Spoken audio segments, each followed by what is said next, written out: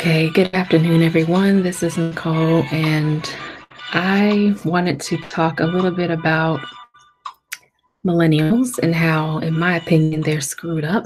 Now, there was a hangout. You can find the link in the description box below.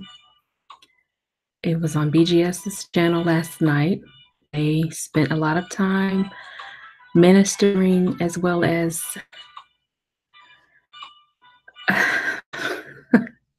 whooping on this boy, rightfully so, because he, in my opinion, deserved it. But he represents a very big problem in this environment we're in now with the millennials.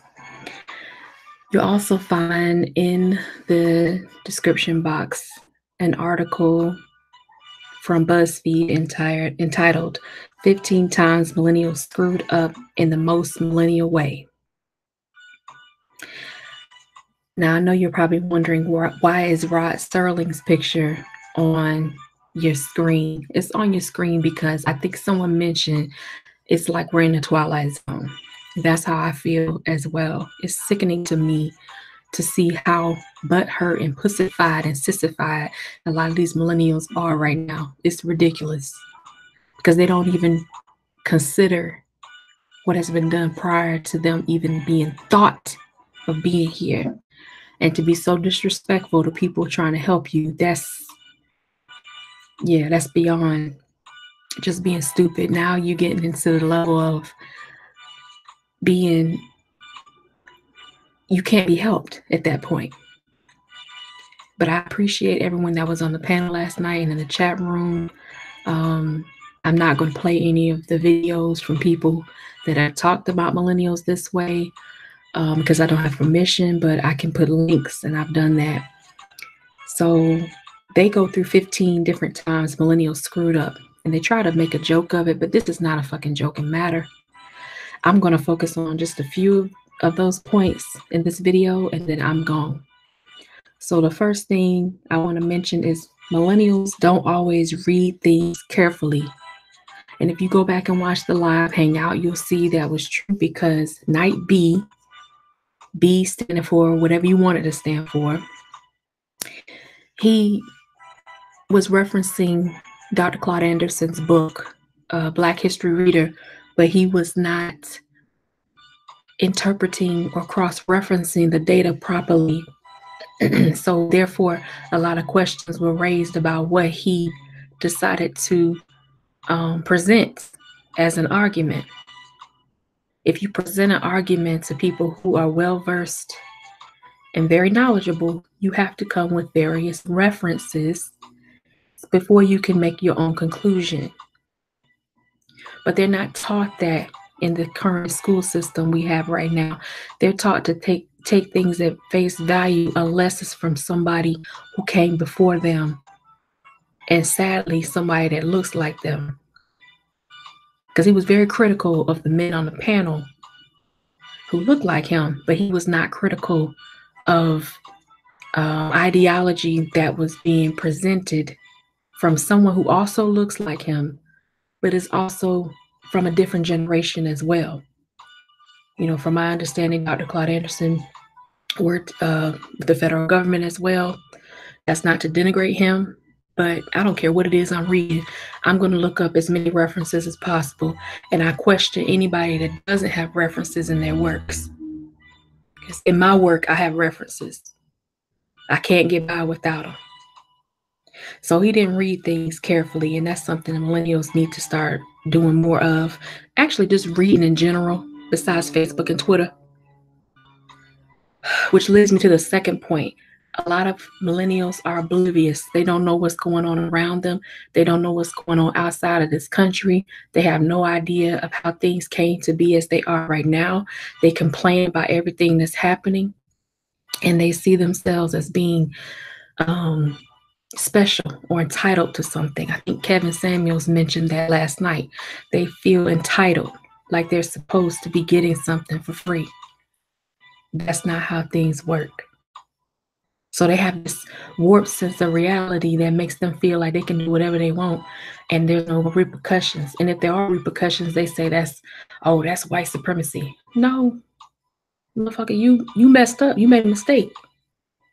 Learn from it and move on.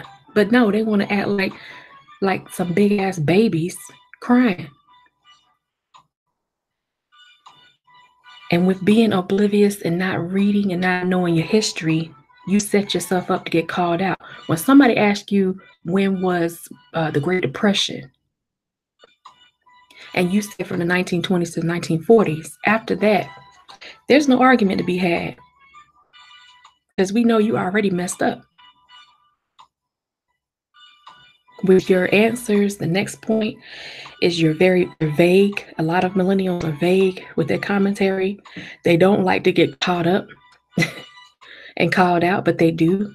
But when you're vague and you're not detailed in what you're trying to convey to somebody, yeah, they're going to get mad at you because being vague as a man, that's a female trait, first of all.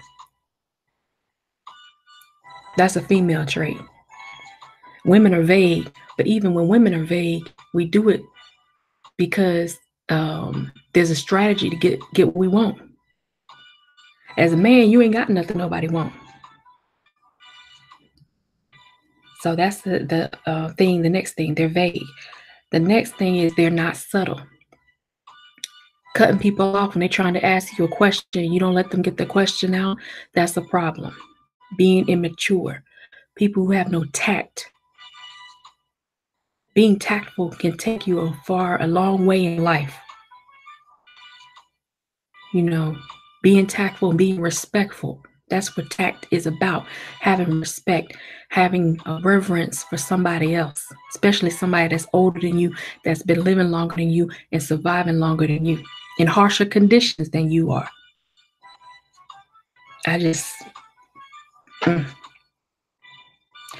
The next thing is they assume everything is about them. Me. We're in an information age, and you would think with more information, there'd be more knowledge and application of the knowledge.